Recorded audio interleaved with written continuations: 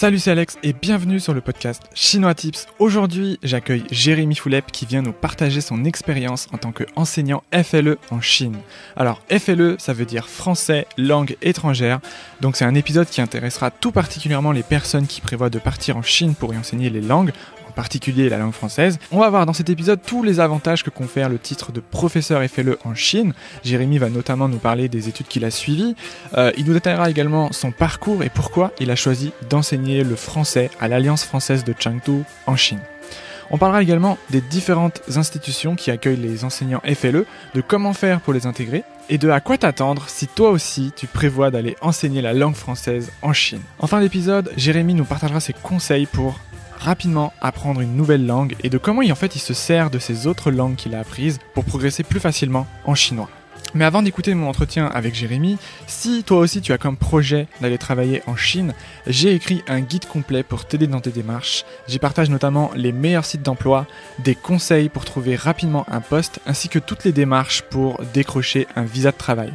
Tu peux retrouver le guide à l'adresse chinoistips.com/job. J-O-B. Voilà, tout de suite, voici mon entretien avec Jérémy. Bienvenue Jérémy sur le podcast. Est-ce que tu peux commencer par te présenter un petit peu, nous dire qui tu es et qu'est-ce que tu fais en Chine ? Salut Alex, très content de faire partie de ton podcast aujourd'hui. Alors moi je m'appelle Jérémy Foulep, j'ai 25 ans et je suis vidéaste depuis environ 10 ans maintenant. Ça fait plus de 10 ans que je fais des vidéos sur internet, ça date. Et je suis blogueur aussi depuis pas très longtemps. J'ai ouvert mon site internet cette année et ça fait à peu près 4 mois que j'habite en Chine. Voilà, pour la présenter. Qu'est-ce que tu fais précisément en Chine ? En Chine, en fait, j'ai été accepté comme stagiaire en tant que professeur de FLE. Ça se dit comme ça, en fait, on dit FLE. Donc FLE, ça veut dire français langue étrangère. Je sais qu'il y a beaucoup de gens qui pensent que ça se dit FLE, et moi, j'étais le premier à le dire au tout début, mais en fait, on va prononcer les 3 lettres ensemble, et donc ça se dit FLE. On peut faire la petite blague de Johnny Hallyday, allumer le FLE pour retenir. Ça va être pas mal. Justement, parle-moi un peu plus de ce métier parce que la première fois que tu m'as dit que tu étais un prof de FLE, moi aussi j'ai pas compris. Donc c'est quoi exactement un professeur FLE ou FLE ? En fait, il y a beaucoup de distinctions de profs de français qu'on peut faire. Je pense que le prof de FLE, c'est peut-être le plus répandu dans le monde. En fait, quand on dit un prof de FLE, c'est que c'est un prof en fait qui enseigne à des apprenants, donc des élèves étrangers.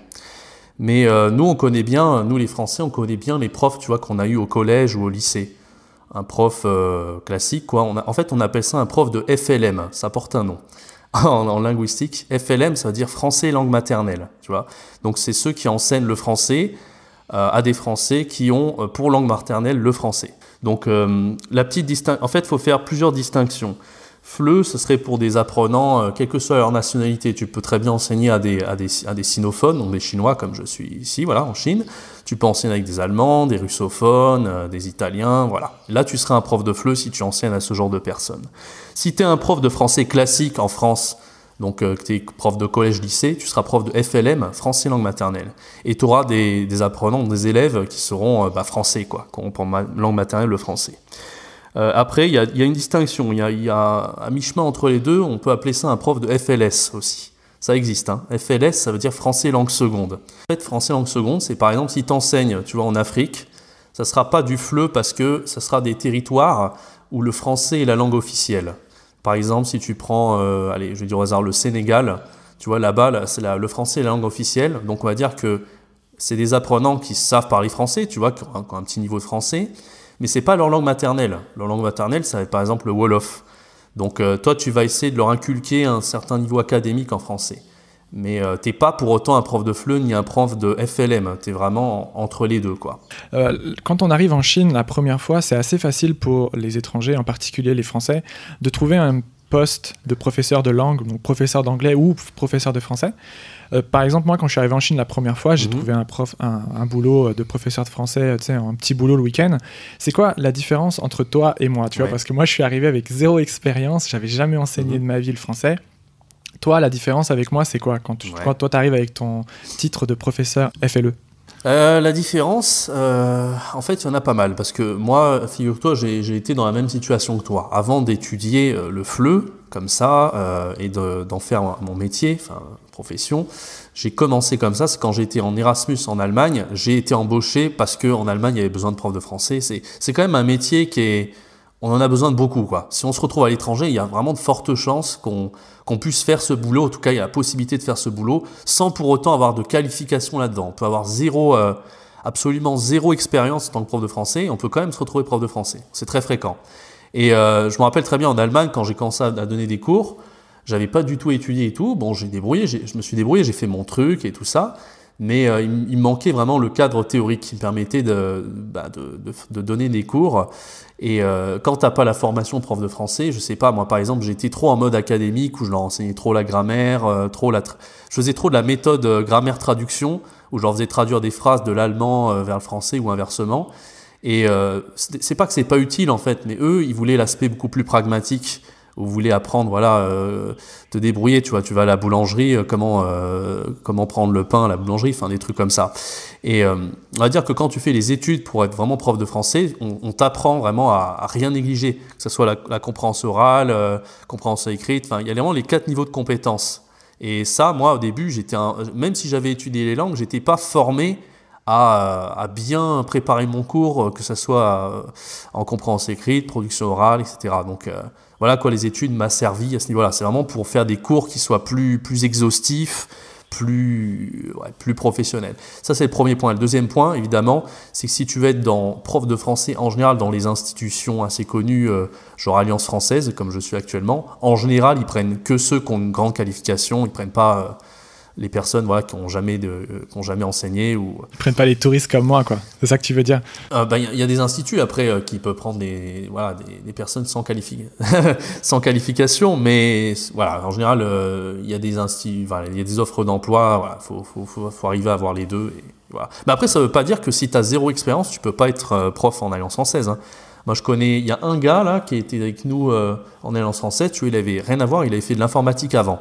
Et il a pu quand même, en rattrapant, en ayant beaucoup d'expérience, alors il faudrait au moins 5 ans d'expérience pour arriver à faire tu vois, l'équivalent par rapport à quelqu'un qui a fait les études de ça, quoi. Mais c'est possible, il y a quand même des alternatives. Bon, après, c'est les critères de recrutement, quoi. Si tu veux un institut sérieux, un minimum de stabilité d'emploi, quand même obligé d'avoir un diplôme. Mais moi, je sais que par exemple, j'avais eu un ami qui avait étudié le chinois et qui était resté 4 ou 5 ans en Chine. Et il avait fait des études de chinois, donc rien à voir avec le français. Et il a eu quand même à droite à gauche il lui fallait un peu d'argent en Chine pendant qu'il étudiait le chinois et il a commencé à être prof de français un peu à droite à gauche. Et en ayant eu pas mal d'expérience quand même, 2-3 ans, je sais plus, de prof de français, il est rentré en France et il a pu faire directement le Master 2. Et suite à ça, il est devenu prof de français en France. Donc tu vois, c'est un peu comme j'avais fait en Allemagne, ça lui a donné goût au boulot et ça lui a donné envie de faire les études master pour devenir prof ensuite. Donc toi, tu as passé le diplôme, est-ce que tu peux nous en dire plus sur les études pour avoir ce diplôme? Oui, bien sûr. Alors moi, j'ai fait le cursus, je pense, le plus répandu pour être prof de FLE. J'ai fait ce qu'on appelle le Master FLE. Je sais qu'il y a plusieurs spécialités en fonction des facs. Moi, ma fac, en tout cas, l'intitulé du master s'appelait didactique du français langue étrangère et langue seconde. Donc en fait, en soi, je suis prof de FLE, mais comme j'ai dit tout à l'heure, si je voulais être prof en Afrique pour les Sénégalais, par exemple, tu vois, prof de FLS, ça serait possible. J'ai la qualification pour les deux. Ça se fait à partir de la licence après le bac ou c'est simplement un master? Ça veut dire qu'en gros, il faut que tu aies déjà fait une licence avant. En licence, il y a que de l'initiation. En fait, on peut accéder au master FLE, donc je peux parler un petit peu des licences qui permettent de faire le master FLE. En général, c'est tout ce qui est lié plus ou moins lié avec les langues. Moi, je sais que quand j'ai fait Master FLE, moi j'ai fait une licence LEA, donc anglais-allemand. Il y avait des gens qui avaient fait LLCE, donc c'est la filière voisine à LEA, donc ils avaient étudié qu'une seule langue. Mais là, ils avaient la littérature, tu vois, ils avaient vraiment, c'était plus poussé dans une seule langue. Il y en a qui avaient fait lettres modernes. Donc ça, lettres modernes, c'est pour faire le CAPES, pour être prof de l'éducation nationale, prof de FLM du coup. Et il y avait ceux aussi qui avaient fait licence de sciences du langage. Et ça, j'ai envie de dire, c'est la filière peut-être la filière reine pour faire le Master FLE, parce que c'est la continuité même. Le Master FLE, en fait, c'est un Master sciences du langage. Donc quand tu as fait la licence juste avant, ça t'aide vachement pour arriver à suivre les enseignements théoriques du Master. Et comment dire. Et alors après, il y a pas vraiment, tu vois vraiment pas les enseignements FLE, tu les découvres en master, tu les vois pas vraiment en licence. Par contre, si tu as fait une licence LSCE, donc une seule langue que tu as étudiée, que ce soit l'anglais, l'espagnol ou ce que tu veux, tu as en troisième année de licence une option qui te permet de découvrir un peu ce que c'est que le FLE. C'est une option FLE, enfin, je crois que c'est la seule filière qui t'initie un petit peu au FLE, mais sinon, il n'y a pas vraiment d'initiation au FLE. En revanche, quand tu as fini la licence, tu peux faire un DU FLE, par contre, ça c'est possible. Un DU FLE, c'est un diplôme universitaire en FLE, donc c'est un truc, c'est si t'es pas sûr de vraiment te commit à 100% dans le master FLE, tu fais ce DU FLE et tu auras on va dire un master FLE allégé, qui te permettra de voir ce que c'est un petit peu, et plus tard, si ça te plaît, après, tu fais les études de FLE classiques, les 2 ans de master. Et est-ce que je peux faire un master FLE si j'ai pas fait de licence que tu viens de le lister? Par exemple, imagine, j'ai fait une licence informatique qui n'a rien à voir, tu vois. Et je me dis qu'en fait, ça me plaît pas, ou alors je suis en Chine, par exemple, et j'ai envie d'enseigner le français. Est-ce que je peux du coup réintégrer le master FLE avec ma licence informatique? Est-ce que c'est possible, par exemple? À mon avis, quand tu as fait des filières qui n'ont vraiment aucun rapport, que ce soit la biologie, je sais pas, l'informatique, des trucs comme ça, c'est compliqué parce que du coup, t'as pas vraiment de validation d'acquis, je crois que c'est comme ça qu'on appelle ça. Je sais qu'il y a des filières, quand j'avais fait le Master FLE, il me semblait qu'il y avait peut-être une ou deux personnes qui avaient fait une filière qui n'avait rien à voir, ou le journalisme ou quelque chose comme ça. Mais il y avait quand même, tu vois, ils avaient quand même un certain niveau de français et un attrait pour tout ce qui est linguistique, enfin, il y avait quand même un certain lien avec le Master FLE en lui-même. Mais je pense que quand tu as fait un truc qui n'a rien à voir, genre la biologie ou quelque chose comme ça, tu es obligé de passer par le DU, tu vois. Tu peux faire le DU FLE, il n'y a pas de souci, si tu es motivé, etc. Mais je ne pense pas que tu puisses faire le master directement. À mon avis, c'est compliqué. Ouais. Ok. Pourquoi tu as choisi de venir enseigner le français en Chine? Parce que j'imagine que, comme tu l'as dit tout à l'heure, quand tu as la capacité d'enseigner le français, tu peux choisir vraiment toutes les destinations dans le monde, quoi. Il y a vraiment tous les pays presque qui ont besoin de professeurs de français. Toi, pourquoi tu as choisi de venir enseigner en Chine et quels sont pour toi les avantages de venir enseigner en Chine? Ouais, c'est une bonne question. Alors, il y a plusieurs raisons pour répondre à ta question. Il y a plusieurs raisons à ça. La première, quelque chose que j'ai constaté avec les années, c'est qu'en fait, moi j'ai regardé tout au long de mes études en master, ou même peut-être un petit peu avant, quand je voulais déjà postuler, je regardais déjà les offres d'emploi. Et il y a un bon site pour ça. Tous les curieux, si vous n'avez pas fait le Master FLE, ou même ceux qui ont fait le Master FLE connaissent certainement, c'est un site qui s'appelle FLE.fr, tout simplement, tu vois. Et sur FLE.fr, tu as énormément d'offres d'emploi ou d'offres de stage, mais tous les jours, c'est mis à jour quotidiennement, et tu peux aller là-dedans et regarder les offres d'emploi. Et moi, ce que je constatais déjà à ce moment-là, ou même encore aujourd'hui, c'est la quantité d'offres d'emploi en Chine qui est impressionnante. En fait, tous les jours, on va dire, j'exagère peut-être un peu, mais il y a peut-être 2 autres offres d'emploi quotidiennes sur le site pour la Chine. Donc tout le monde sait que la Chine, c'est peut-être la destination au monde, ou peut-être le pays au monde où il y a le plus d'offres d'emploi pour le FLE. C'est assez dingue. Enfin, il y a vraiment beaucoup de possibilités d'emploi. Et en plus, il y a un énorme réseau, par exemple, d'alliances françaises. Il y a 17 alliances françaises en Chine, quand même. Donc c'est un énorme réseau, quoi. Il y a une demande qui est colossale. Est-ce que tu pourrais en Chine postuler aux universités? Oui, bien sûr. Là, en fait, dans les profs de FLE et alliances françaises, il y en a qui bossent à la fac aussi. Il y en a qui font les deux à la fois. Il y en a, ils sont plus à l'aise à la fac, ils doivent faire 1 an d'alliance française, donc ils enseignent le FLE en parallèle. Il y en a qui font la fac directement. Enfin, il y a des profils comme ça. Mais je pense que les profils qu'on prend à la fac, je crois à partir du Master 2, on peut déjà postuler à la fac, et en doctorat évidemment, il y a ces 2 profils-là.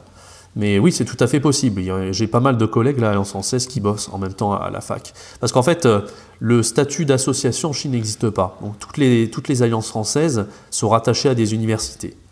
L'alliance française ici de Chengdu, la ville où je suis actuellement, elle est rattachée à Dianzekeda, c'est la fac d'électronique, de sciences, qui est juste à côté. Et donc les profs, eux, ils enseignent aussi le français en parallèle à l'université. C'est payé combien en moyenne un enseignant FLE en Chine? Alors si tu as une fourchette à nous donner, évidemment. Je te pose cette question en fait parce que j'ai fait quelques petites recherches sur Google et je suis tombé sur cette phrase. Je vais te la lire, tu vas me dire ce que tu en penses. Vas-y. Il y a écrit « Le nombre d'employeurs potentiels est important pour les professeurs de FLE en Chine ». Donc ça, c'est ce que tu nous disais juste avant. Revers de la médaille, le statut est souvent précaire et les rémunérations sont généralement modestes. Alors ça m'a étonné quand j'ai lu ça. Je voulais savoir ton avis sur la question. Ouais, ils ont pas tort. En fait, on dit souvent que le prof de FLE, et c'est pour ça qu'il y a beaucoup qui sont réticents à faire ce métier, c'est qu'il y a un petit côté peut-être un peu précaire. Bon, faut savoir que la rémunération en Chine, bah, grosso modo, alors celle qui est à Chengdu, je la donne, hein, c'est quand tu as un prof, c'est environ 10 000 kuai. Ça fait, tu fais la conversion en euros, ça va faire peut-être 1300 euros, quelque chose comme ça. J'ai regardé, c'est à peu près partout pareil, dans les 10 000 kuai, à peu près 10 000 RMB. Mais après, alors ça, 10 000 kuai, c'est vraiment, tu fais tes heures de cours. C'est combien d'heures à peu près 10 000 kuai? En moyenne, après c'est variable, ça dépend des périodes. Là en été, on est assez occupé, mais en moyenne, normalement, tu dois pas faire au-dessus de 25 heures. 25 heures, c'est le maximum, normalement. Voilà. Après, il y a des réunions, il y a des trucs, hein, mais 10 000, comme je disais, c'est le minimum, parce que par exemple, tu vois, tu fais aussi passer les examens. T'es prof de FLE, tu peux être examinateur, je suis aussi examinateur, j'ai eu le diplôme cette année, et là, t'es payé en plus si tu fais passer les examens. Après, tu peux corriger les copies, ça te rapporte encore plus. Les cours, tu vois, quand tu gagnes 10 000, par exemple, c'est si tu fais que des cours intensifs de groupe. Mais si par exemple tu fais des cours enfants, tu es payé un peu plus. Si tu fais des cours de français sur objectifs spécifiques, par exemple ta spécialité, je sais pas, c'est la cuisine, t'enseignes le français culinaire, c'est payé un peu plus. Donc, ça dépend ce que tu fais, encore une fois. Mais grosso modo, le salaire moyen, ouais, c'est à peu près, voilà, en Chine, c'est 10 000 kuai. Et est-ce que tu as été démarché par des écoles privées? Parce que moi, ça m'arrive beaucoup en Chine. Tu sais, des écoles privées qui donnent souvent des cours aux enfants après l'école. Tu sais, en Chine, c'est en train d'exploser cette industrie. Il suffit de voir la pub dans la rue, quoi. Il y a des pubs partout pour les écoles, notamment les écoles de langue où ils ont besoin énormément de profs d'anglais, mais aussi profs de français. Bah, j'ai vu, y a des personnes qui sont venues vers moi qui me disaient vous pouvez être prof de français ou d'anglais à tel ou tel endroit. Bon, on ne sait pas trop ce que ça vaut. Hein. On sait pas, tu vois, c'est pas carré, c'est pas comme Alliance française ou c'est pas un truc carré comme ça. On sait pas, voilà, on connaît pas trop comment ça marche. Mais ce que j'ai remarqué surtout, j'avoue, je connais pas, ça fait pas encore assez longtemps en Chine, donc je peux pas trop répondre de façon exhaustive à ta question. Néanmoins, ce que j'ai remarqué, c'est que par exemple, pour donner des cours d'anglais, j'ai vu que c'était bien payé, mais on prenait surtout les natifs. Ça, c'est un truc que j'ai vu. Hein. On prenait surtout les natifs d'Angleterre ou d'ailleurs. Si tu es français, par exemple, bon, même si tu es Waiguojen, on va quand même chercher plutôt les anglophones ou les américains. Voilà, c'est plutôt ce que j'ai remarqué, quoi. Ouais. Est-ce que tu peux nous dire à quoi ressemble une journée type de travail pour toi? Ou plutôt une semaine type? Je sais pas si on pourrait dire une journée type de travail. À quoi ça ressemble une semaine type de travail pour un professeur FLE? Alors une semaine type de travail, bon, j'avoue que ça fait pas très longtemps que je le fais en Chine, mais en gros, comment ça se passe? On a encadré, nous les profs, par des responsables pédagogiques. Ce sont eux qui déterminent, voilà, vous allez avoir quel niveau, parce que ça marche par niveau en fait, en FLE. Tu sais, je sais pas si tu es familier avec ça, niveau A1, A2, le cadre européen. Donc c'est quoi le niveau de tes élèves à peu près? En fait, ça dépend des moments, mais en gros, j'ai tous les niveaux. On peut avoir du niveau total débutant, et des gens qui n'ont jamais parlé français, au plus avancé, donc ceux qui sont quasiment bilingues. Bon, j'ai pas encore eu les plus avancés, parce que voilà, faut faire par petite dose, on va pas mettre des très avancés dès le début, voilà. Mais mes élèves sont en général, j'ai plus là, entre A1 et B1, quoi, on va dire, entre du total débutant à l'intermédiaire. Et ce que j'ai fait le plus, c'est le niveau intermédiaire. J'ai plus fait de B1, par exemple, que de A1. Là, j'ai commencé, j'avais jamais vraiment fait les débutants total, mais j'ai commencé il y a pas longtemps. Donc voilà, bon, le but, c'est vraiment de faire tous les niveaux. Et alors, comment ça se passe une journée de type de travail? Donc, le responsable pédagogique nous donne les niveaux, les classes, et on accède à une plateforme pour voir notre emploi du temps. Et à partir de là, en fait, on travaille en binôme. En général, quand c'est un niveau intermédiaire, c'est deux profs de français qui travaillent ensemble, et on indique sur la plateforme où on en est au niveau de l'apprentissage. Qu'est-ce qu'on a fait, quelle grammaire on a fait, etc. Enfin, on a tout renseigné, avec les présences, les absences, et à partir de là, on prépare le cours. Donc nous, en fait... Et pourquoi vous êtes deux profs? On est souvent deux profs, c'est le côté un peu, voilà, ça change. En fait, moitié de la semaine, c'est un prof, moitié de la semaine, c'est l'autre prof. Pour le niveau avancé, c'est assez utile, par exemple, parce qu'on est en binôme avec un prof de chinois. Parce que tu sais, au niveau avancé, c'est des fois très très compliqué de leur expliquer les choses. Le prof de chinois, lui, qui les connaît un peu de chinois, des fois, il peut sortir des petits mots comme ça, donc ça peut aider. Et le prof de chinois, en général, est assez apprécié par les niveaux débutants, parce qu'il peut... arriver à vraiment expliquer bien la grammaire, enfin les petites subtilités de langue, tu vois. Il y a des choses qui sont très difficiles à expliquer en grammaire, par exemple, que le chinois, il peut dire, voilà, ça c'est, tu mets le, quand tu mets le, c'est que c'est l'imparfait, et quand tu enlèves le, c'est l'inverse, passé composé, machin, enfin tu vois. Il arrive à sortir les petites choses comme ça. Est-ce que dans le cours en lui-même, quand tu es en train d'enseigner, est-ce que tu as un assistant qui t'aide pour justement les traductions? Pas du tout, il faut vraiment se débrouiller à 100%. Mais comment tu fais alors? Parce que par exemple, quand ils sont A1, donc A1 c'est vraiment le niveau tout débutant, quoi. Ils parlent pas un mot de français, les mecs, quand ils arrivent. Comment tu arrives à te faire comprendre sans assistant? C'est un peu ça le talent un peu de ce boulot, j'ai envie de dire. C'est qu'il faut être capable d'arriver à expliquer avec le peu de moyens qu'on a. Alors, faut arriver. Quelqu'un qui a jamais parlé français du tout. Le piège, en fait, ce qu'on doit surtout pas faire, c'est de traduire. Il faut pas traduire en anglais ou en chinois. Parfois vraiment, quand on a expliqué pendant longtemps et qu'on est hyper crevé parce qu'on a fait des gestes dans tous les sens et qu'ils comprennent toujours pas ce que ça veut dire, bon bah là, on va lâcher le mot en anglais, quoi. Sous réserve qu'ils connaissent l'anglais. En fait, normalement, c'est pas trop autorisé, mais ça peut arriver, voilà, quelques mots. Vraiment, on a expliqué dans tous les sens, on a fait des gestes, on a dessiné au tableau, tu vois, on a dessiné, on s'est donné pendant un quart d'heure, ils ont toujours pas compris le mot, bah là, on va peut-être lâcher le mot, voilà. Et mais en général, c'est quand même mieux de faire bon, en A1, quand on peut pas trop faire de périphrases, comme tu disais, parce qu'ils ont pas le vocabulaire et tout. Donc, ils peuvent pas comprendre à l'aide de périphrases. Vraiment, c'est un peu l'objectif. À partir de A2, on peut déjà faire des périphrases. En A1, on va vraiment être dans les gestes, on va vraiment se transformer en bête de foire, j'ai envie de dire. C'est un peu comme ça que ça marche, quoi. Et c'est quoi, c'est des enfants ou plutôt des adultes auxquels tu enseignes? Plutôt des adultes. J'ai pas trop fait d'enfants, en fait. À part quand j'étais en Angleterre, j'ai fait assistant de français, donc c'était plus jeune. C'était un collège-lycée. Mais enfant, j'ai jamais fait. Mais il y a des cours, il y a des enfants ici à l'Alliance française, c'est possible de donner des cours aux enfants. Mais il paraît que c'est hyper crevant. Ça demande une énergie. Ouais, bah moi j'ai fait ça. Ouais. J'ai enseigné aux enfants sans aucune expérience dans l'enseignement, Ouais. sans rien du tout. On m'a lâché dans une classe, tu vois, des niveaux A1, ils connaissaient rien du tout en français. Et on m'a dit, vas-y, enseigne le français. Wow. Donc, tu vois, moi je pense que j'ai dû faire toutes les erreurs que tu viens de dire, c'est-à-dire tout ce qu'il faut pas faire, donc utiliser l'anglais. Je parlais presque que en chinois. Je pense qu'ils ont rien appris de moi, les pauvres enfants chinois. Après, ça dépend vraiment. Mais dans la démarche qualité FLE, dans nos principes, normalement, le but, c'est de pas du tout utiliser le chinois ou l'anglais. Enfin, on n'est pas du tout dans le côté grammaire-traduction, on n'est pas du tout dans la traduction, en fait. Je dis pas que la traduction aide pas à apprendre une langue. Moi, je pense que c'est un outil qui est utile. Mais nous, on est à fond dans les apprenants, ils doivent comprendre par eux-mêmes, tu vois. Ils sont vraiment dans l'approche actionnelle. C'est un peu notre façon de faire dans le FLE. Donc, on est vraiment à l'encontre de tout ce qui est traduction et tout ça, quoi. Utilisation de Google Traduction, ça nous hérisse les poils, quoi. Quand les élèves, ils vont sur les dictionnaires tout le temps et tu vois. Ils peuvent nous demander, tu vois, on est là, monsieur, je sais pas comment on dit ça et tout ça. Bon, ils pourraient très bien demander, mais des fois ils sont les yeux rivés sur le dictionnaire et c'est un peu dommage, quoi. Surtout que l'Alliance française, elle a une super réputation en Chine, parce que justement, ils te préparent aux examens, je crois. Oui, c'est ça. En particulier l'Alliance française, ils te préparent aux examens d'entrée aux universités. Et tu sais, t'as beaucoup de Chinois qui veulent préparer les concours. Je sais plus comment ça s'appelle, le concours français. Je crois que c'est DELF. Oui, exactement. Ça fait partie un peu de la démarche, hein. Le DELF, c'est de A1 à B2. Et le DALF, c'est les niveaux avancés, c'est C1, C2. Voilà. Et en général, voilà, comme tu l'as dit, pour postuler dans les universités, tout dépend des filières. Des fois, on va te demander un niveau B1 pour partir en France, tu vois. Après, il y a on est en partenariat avec Campus France, on fait les entretiens à Campus France en plus. Et par exemple, je sais pas moi, l'élève chinois, il veut intégrer une université prestigieuse, Paris Diderot, quelque chose comme ça, il devra attester d'un niveau C1 au DALF. Donc nous, on les prépare à ça. C'est un peu notre boulot aussi, quoi.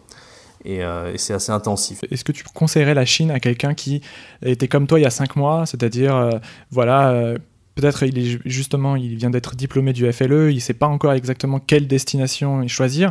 Est-ce que tu lui conseillerais la Chine à cette personne et pourquoi ?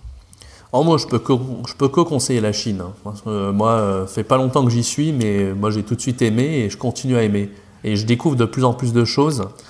Moi, je peux que conseiller. Après, je sais que ça dépend des personnes. Moi, je pense que c'est difficile en fait d'aimer moyennement la Chine. Je pense que c'est soit on aime pas du tout. Enfin, je sais pas si tu as vu des gens, ils sont mitigés, mais Moi, j'ai vu des personnes qui ont été en Chine qui disaient ah moi c'est pas mon truc. Parce que là ici par exemple à Chengdu, la nourriture épicée j'aime pas. La culture c'est pas trop leur truc non plus. Enfin voilà, moi je sais que j'aime tout. De base déjà j'étais attiré par ça. Je savais que niveau nourriture ça allait plutôt être mon truc. Je savais que les paysages j'allais les trouver magnifiques. J'étais déjà attiré par la langue chinoise aussi. Il y a déjà beaucoup de choses qui m'attiraient déjà avant d'être sur place. Et une fois que j'étais sur place, j'ai pas été surpris, quoi. Tout était en adéquation avec mes expectations. Je sais pas si ça se dit, expectations. Toi, comment t'as fait pour te renseigner avant? Comment t'as fait pour trouver l'Alliance française? Comment t'as fait pour postuler? Est-ce que tu as des sites comme ça à recommander ou des ressources pour les gens qui, comme toi, voudraient partir en Chine enseigner le français? Comme je l'ai dit tout à l'heure, fleu.fr, c'est le must, hein. C'est le site incontournable. Si vous voulez postuler dans n'importe quel... Enfin, fleu.fr, c'est vraiment le meilleur pour les offres d'emploi, hein. Tout est centralisé là-dessus, vous avez vraiment toutes les infos dont vous avez besoin. Que ça soit le stage, parce que moi, j'ai postulé les 2 stages que j'ai fait un premier stage en Master 1, et là, c'est mon 2e stage en Master 2. Les 2 stages que j'ai fait, je les ai trouvés sur ce site. Puis là, l'offre d'emploi, parce que là, j'ai postulé aussi ici. Et pareil aussi, j'ai fait à Montpellier, la ville où je viens, j'ai quand même été dans 3 écoles de FLE différentes. C'était toujours via ce site. Et à chaque fois, c'était le descriptif où vous pouvez vraiment trier les offres d'emploi qui vous intéressent. Moi, cette Alliance française en Chine, j'ai choisi ce stage parce que le descriptif correspondait parfaitement à ce que j'ai fait comme spécialité de master. Et puis voilà, vous avez la Chine, comme je t'ai dit, c'est là où il y a le plus d'offres d'emploi pour la Chine. Donc carrément, si je devais conseiller une ressource pour se renseigner ou pour bien chercher un emploi, ce serait fleu.fr, sans hésiter. D'accord. Ok. Je mettrai le lien dans la description du podcast. Je te propose d'ouvrir une petite parenthèse sur Chengdu, parce que c'est assez bizarre de choisir Chengdu comme première ville. Toi, pourquoi tu as choisi cette ville et pourquoi tu n'as pas pris les classiques Shanghai ou Pékin? Je regardais beaucoup un peu les offres d'emploi qu'il y avait, pas que la Chine, hein. Bien sûr, j'ai regardé les autres opportunités. Vous avez des opportunités dans le monde entier, hein, que ce soit le Canada, l'Australie, Pays-Bas, enfin voilà. Mais par exemple, je sais que déjà je regardais aussi le Canada, parce que j'étais déjà allé au Canada en 2015 en gagnant un concours. Donc le Canada était quand même potentiellement un pays qui m'intéressait. Et moi, je faisais aussi la différence sur le descriptif de l'offre d'emploi ou du stage en lui-même. Et le plus intéressant que j'ai pu trouver, c'était quand je regardais les offres d'emploi en Chine, je trouvais vraiment que ça faisait très sérieux, que ça faisait très pro, etc. Enfin, je le sentais bien, quoi. Dans le descriptif, tout était bien détaillé, ça faisait pro. Et Chengdu, pourquoi Chengdu? En fait, j'ai entendu parler de cette ville, je pense que c'est vers 2016. J'ai dû entendre parler de Chengdu la première fois. Déjà parce que la ville d'où je viens, c'est Montpellier et c'est jumelé à Chengdu. Déjà, il y a un partenariat culturel entre les 2 villes. Donc ça m'arrivait, par exemple, en tant qu'étudiant, j'allais au Resto U de la fac d'économie d'où je viens, et puis ça m'arrivait de voir des Chinois, des Chinoises. Et puis à chaque fois, je commençais à leur parler un petit peu pour la curiosité, pour la culture, tout ça. Quand je commençais à leur parler, je leur demandais vous venez de quelle ville? C'était systématiquement Chengdu. Donc ça a un petit peu attiré ma curiosité. Après, je commençais à leur parler. Qu'est-ce que vous aimez comme nourriture? On aime le hot pot, on aime les baozi, on aime machin. Et puis moi, tout de suite, j'ai fait des recherches, ça me donnait trop envie. J'aimais en plus la nourriture épicée.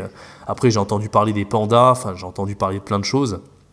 Et puis, moi, j'ai eu 2 expériences différentes. J'ai été en Allemagne, dans une petite ville, vraiment une petite ville étudiante, vraiment très pépère, ça s'appelle Heidelberg. Et puis un peu après, 1 an et demi plus tard, je me suis retrouvé à Londres, la capitale, tu vois, la grosse capitale où tu prends le métro pendant 1 heure, etc.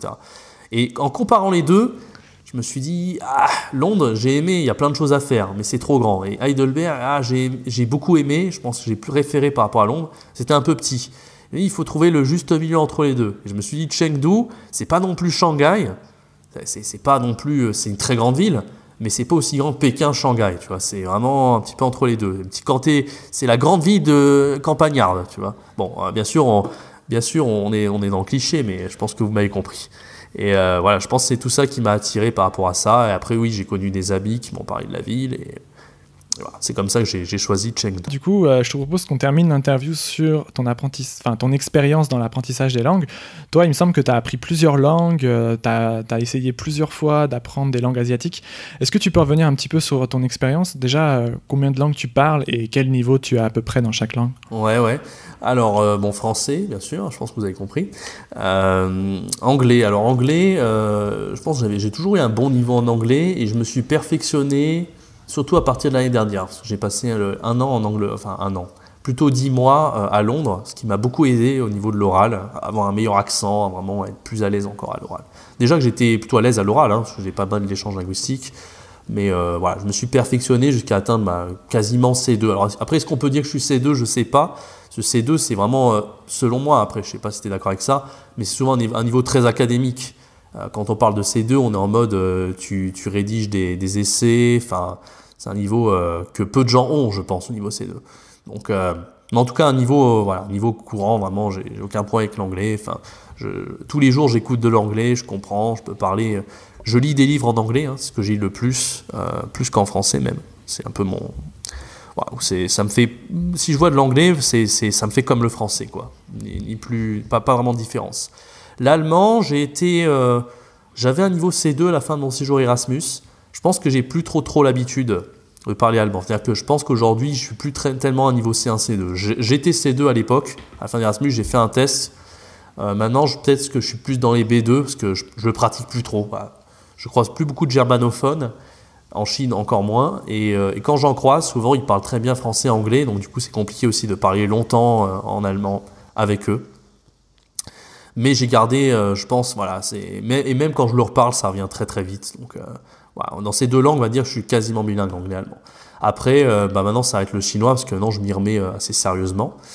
Et puis, j'avais fait, dans les autres, en fait, toutes les langues asiatiques, j'avais une grosse curiosité pour ces langues-là. Donc, que ça soit le chinois, le coréen ou le japonais, j'avais grosso modo un niveau A1 dans ces trois langues. Enfin, maintenant, c'est sûr, j'ai niveau A1 en chinois. Et japonais, j'avais fait un défi sur ma chaîne YouTube. Et coréen, j'avais commencé, c'était ma première langue asiatique. Je l'avais commencé quand j'avais 18 ans, j'étais assez fan de culture coréenne, notamment grâce à eSport. Et aussi la K-pop, tout ça, c'était pas mal mon truc. Et néerlandais aussi, j'avais quelques bases, parce que néerlandais, c'est aussi très proche de l'allemand. Donc je m'y étais mis, et puis j'avais beaucoup aimé. Ah oui, et le russe, bien sûr. Le russe, j'avais fait un défi sur ma chaîne aussi. Voilà, il y avait beaucoup de troisième langue que j'avais commencé. Mais maintenant, j'en suis sûr, c'est le chinois, et je me dédie à fond dans. Donc le chinois, pour l'instant, c'est la langue sur laquelle tu travailles le plus en ce moment, voilà, c'est ça? C'est logique, étant en Chine, j'ai envie de me mettre à fond dans le chinois. Et d'ailleurs, faudrait que je te remercie, parce que tu as pas mal contribué à mes progrès en chinois, notamment grâce à tes méthodes. Je t'ai plus ou moins connu parce que j'avais fait un article sur mon site aussi, sur un défi que j'avais commencé en chinois. Donc j'avais suivi tes conseils par rapport à Enki pour l'utilisation de l'application, et j'ai eu l'occasion de suivre tes formations aussi, notamment pour la prononciation et l'écriture des caractères. Et je dois dire, déjà super bon conseil, super bien expliqué. J'en ai tout simplement pas raté une miette, quoi. J'applique vraiment à la lettre tes conseils. Pour les caractères, j'ai même imprimé le tableau qui m'a bien été utile. Pour la prononciation, avec toutes les combinaisons possibles, avec les finales, les initiales, ça a été super utile. Et voilà, j'ai pas tout à fait fini tes formations, mais c'est pour moi, si vous hésitez à prendre une formation, je peux que vous conseiller, en tout cas. Merci Alex pour ça, c'était super. C'est gentil, c'est gentil. Que de compliments.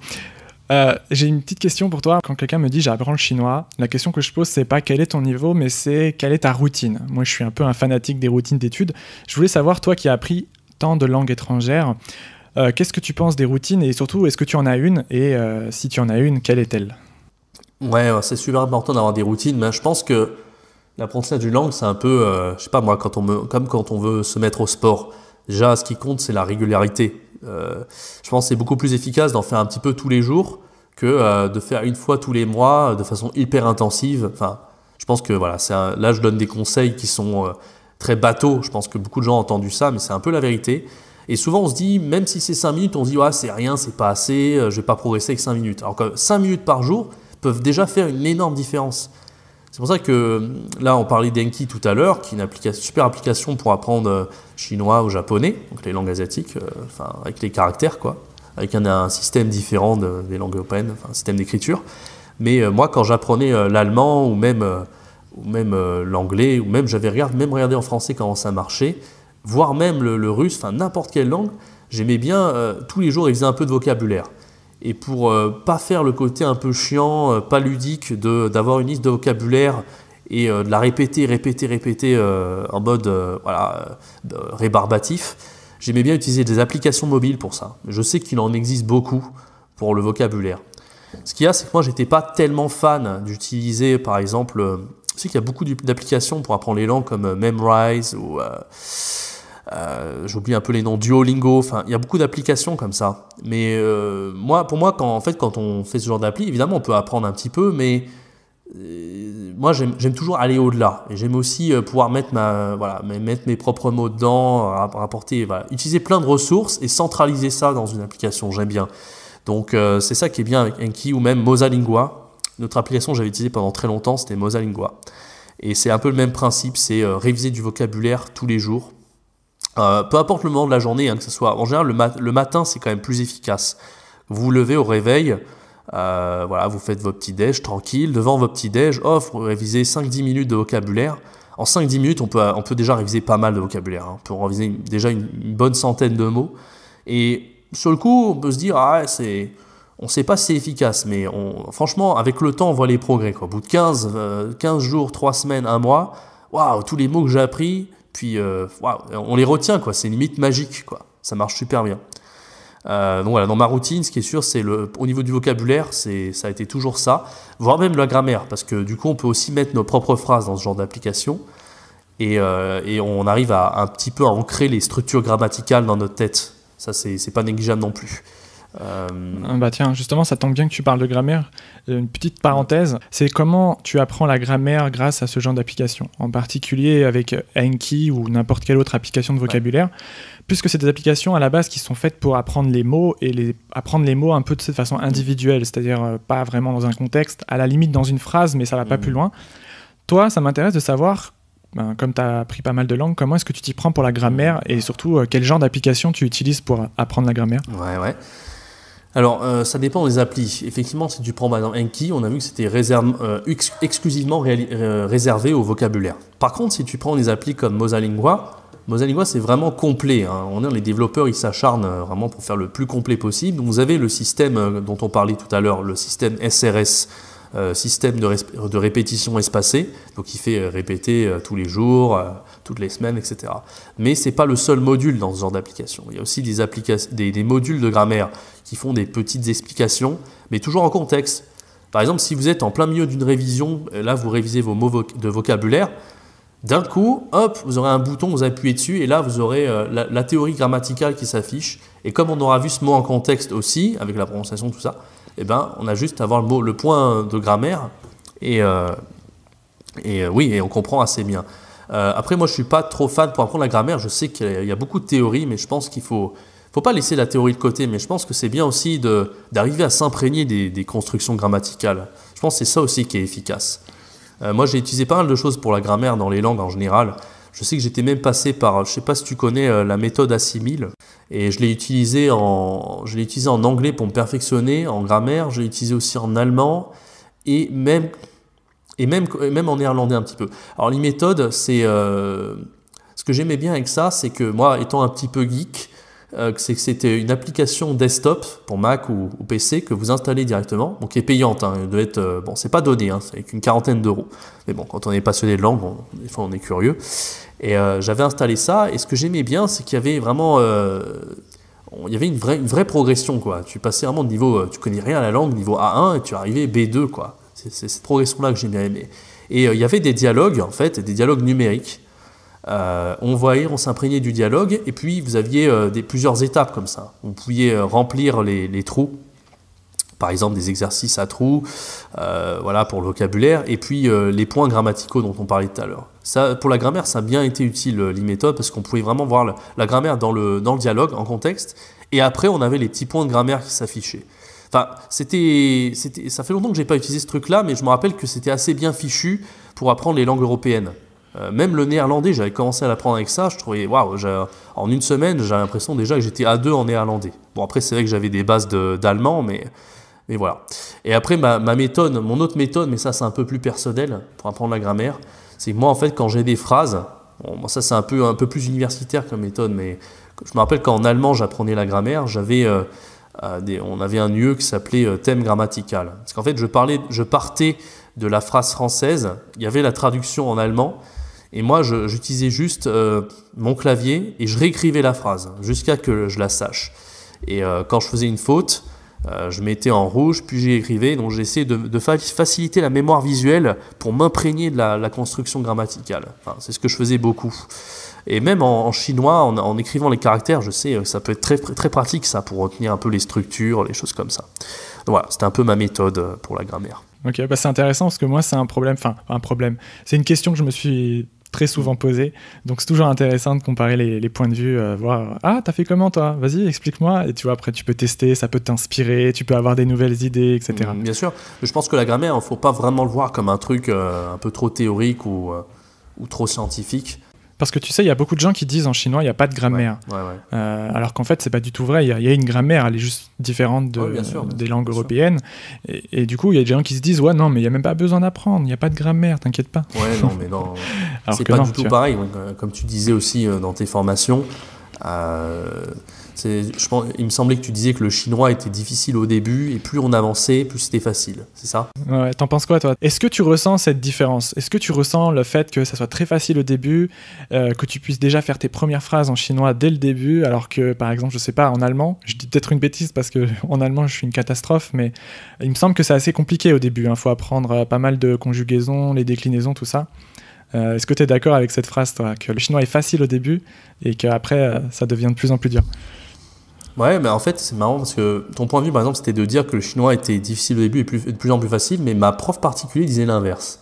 Elle disait que, il me semble, je sais plus, enfin, en tout cas, j'ai eu des différents échos.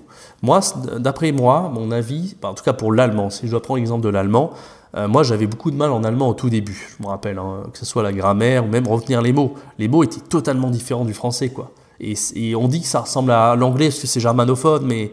Enfin, c'est une langue germanique, je veux dire, mais pas du tout. C'est vraiment très éloigné de ces langues-là. Donc moi, j'avais pas mal de mal avec l'allemand, et surtout la grammaire. La grammaire, il m'a fallu du temps avant de comprendre comment ça marchait, mais j'ai vraiment pas baissé les bras. Et c'est vraiment quand je suis arrivé un peu à la fac que j'ai vraiment commencé à aimer ça. Et en fait, après, c'est un engrenage. C'est plus on comprend, plus on aime ça. Et après, la grammaire en allemand, pour moi, c'était un jeu et j'adorais ça. Alors qu'au début, quand j'étais au collège, non, même au lycée, la prof me faisait des phrases en allemand, elle me dit « Ah, c'est datif, c'est accusatif, tout ça », je comprenais rien, et c'était une vraie torture. C'était comme des maths, quand on comprend rien, c'est horrible.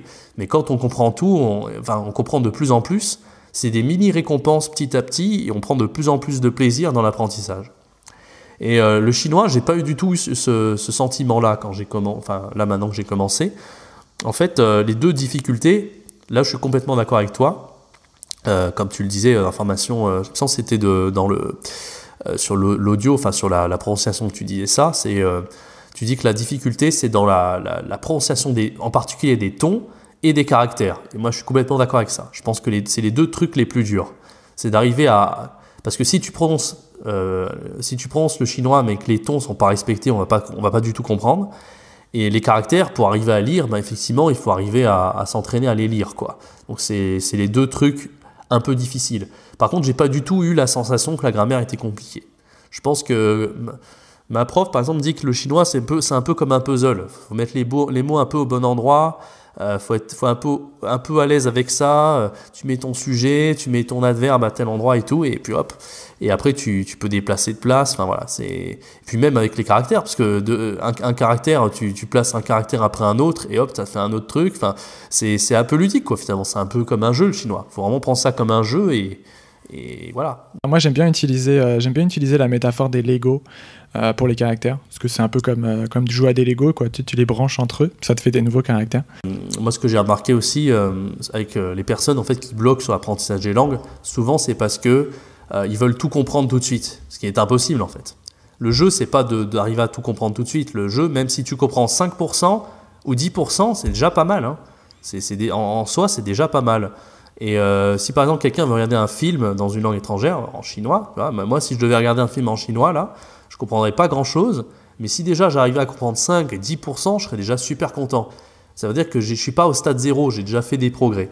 Donc c'est un peu ça le but, c'est d'arriver à progresser avec le temps et petit à petit on comprend de plus en plus. Mais les personnes veulent toujours regarder un petit peu dans leur langue maternelle plutôt que consommer du contenu dans la langue cible. Je pense que quand ils ont toujours cette frustration de ne pas comprendre l'intégralité du message ou quelque chose comme ça. Et c'est un peu dommage, je pense. Le jeu, justement, c'est de ne pas tout comprendre ou de faire des erreurs. Même chose avec des erreurs. Hein. Quand les Français font des erreurs, ils se disent « Ah, de toute façon, j'y arriverai jamais, c'est chiant. » Mais en fin de compte, le jeu, c'est de faire des erreurs. Plus on fait des erreurs, plus on s'amuse. J'avais un pote qui disait ça, il disait en allemand, même qu'il était excellent, il était déjà C1, mais il disait je fais des erreurs et ça m'amuse. Il disait comme ça. Et c'est une mentalité qui se cultive, parce que moi, j'ai toujours été assez ultra perfectionniste, et en allemand, je voulais jamais faire de faute de grammaire et tout, et je m'énervais quand je faisais une faute. Et maintenant, j'ai vraiment cultivé ce non-problème de faire des fautes. Au début, pour moi, c'était un problème. Non, c'est plus du tout un problème. Quand je fais une faute, c'est pas grave. Ton accent est pas parfait, c'est pas grave. Tu fais des fautes, des grammaires, tout ça. Mais tu t'amuses, quoi. Tu parles et tu te fais comprendre déjà. C'est déjà un bon point, quoi, de se faire comprendre. C'est déjà l'objectif numéro 1. Mais c'est pas une pensée que j'avais tout de suite. C'est à force de pratique. C'est pour ça que plus on apprend de langue, plus ça devient facile après. C'est que on développe c'est très psychologique l'apprentissage des langues. Hein. Moi, je me rends compte que mes élèves, même en alliance française avec le français, c'est purement dans leur tête, hein, les problèmes. Hein. Parce que s'ils n'avaient pas ces problèmes-là, ou s'ils arrêtaient un peu de s'auto-flageller pour certaines choses, ils feraient des progrès spectaculaires, hein, j'en suis sûr. Bah écoute, très beau mot de la fin, Jérémy. Je te remercie énormément pour ton temps. Pour finir, qu'est-ce que tu peux nous parler un petit peu de tes futurs projets et où est-ce que les gens peuvent te suivre s'ils veulent en savoir plus sur toi ? Ouais, au niveau des futurs projets, j'en ai pas mal. Hein. Alors pour me suivre, il y a 2 adresses principales. Première adresse, c'est mon site internet, mon nom et prénom.com, donc jeremyfulep.com. Et deuxième adresse, c'est ma chaîne YouTube avec toutes mes vidéos, c'est Follow Jérémy. Voilà, donc tout attaché. D'ailleurs, tu as fait une vidéo sur Jiangsu récemment, il me semble. Ouais, j'ai fait une vidéo pas très loin de Chengdu, ça s'appelle Le Shan, la montagne, Le Shan, le Meishan. J'ai fait un vlog d'une dizaine de minutes. Voilà, c'est la première vidéo parce que j'étais assez occupé depuis que j'étais en Chine. Pour l'instant, c'était la première vidéo, mais voilà, je compte continuer les vlogs, les vlogs de voyage plutôt en Chine ou dans d'autres pays asiatiques. Et aussi, sur mon apprentissage du chinois, je vais pas tarder à faire des vidéos bilan mon apprentissage ou même des méthodes que j'ai utilisées, que ça soit tes méthodes à toi ou bien ce que j'ai pu voir, voilà, donner des petits bilans là-dessus. Après, j'ai d'autres projets un peu plus personnels sur ma chaîne. Voilà, grosso modo, c'est comme ça. Ok. Bah, je mettrai tous les liens pour aller voir ta chaîne, aller voir ton site dans la description du podcast. Voilà. J'invite tout le monde à aller voir les vidéos de Jérémy qui sont assez marrantes d'ailleurs. Ouais, il y a toujours un peu d'humour dans mes vidéos. C'est jamais en mode, même si on a été assez sérieux dans ce podcast, il y a toujours un petit côté léger. J'essaie toujours d'apporter ça, voilà, de l'humour et de la légèreté. Et je sais que mes défis, que ce soit en russe, en japonais, souvent des gens qui connaissaient pas du tout les langues d'ailleurs, ils disaient ah ouais, mais en fait ça peut être marrant d'apprendre les langues, on peut s'amuser, on peut déconner, enfin peu importe. Donc c'est un peu ce que j'essaie à travers ma chaîne YouTube, c'est quand même de donner envie aux gens d'apprendre les langues et montrer que ça peut être un jeu en fin de compte. Je devrais peut-être créer un slogan là-dessus et tout le monde dit apprendre les langues en s'amusant, mais peut-être voilà, un slogan un peu plus original, on va dire. Bah, merci beaucoup pour ton temps et puis allez voir la chaîne de Jérémy pour l'apprentissage des langues. C'est la fin de cet épisode, merci de l'avoir écouté jusqu'au bout, j'espère que tu as pu en tirer de bons conseils si toi aussi tu prévois de partir enseigner le français en Chine. Pour rappel, si tu as comme projet d'aller travailler en Chine, j'ai également écrit un guide complet pour t'aider dans ta démarche. Dans ce guide, tu pourras notamment y trouver des sites d'emploi, les sites que moi j'ai personnellement utilisés quand j'étais à la recherche d'un job en Chine. Tu y trouveras également des conseils pour préparer tes entretiens d'embauche et surtout le plus important, comment faire pour décrocher un visa de travail. Voilà, tu peux retrouver le guide complet à l'adresse chinoistips.com/job, donc job ça s'écrit J-O-B. Également, si tu as aimé cet épisode et que tu veux supporter le podcast, ça m'aiderait énormément que tu me laisses une évaluation sur iTunes. C'est vraiment ça qui permettra au podcast de se développer. Sur ce, je te dis à bientôt pour un prochain épisode. Bye bye.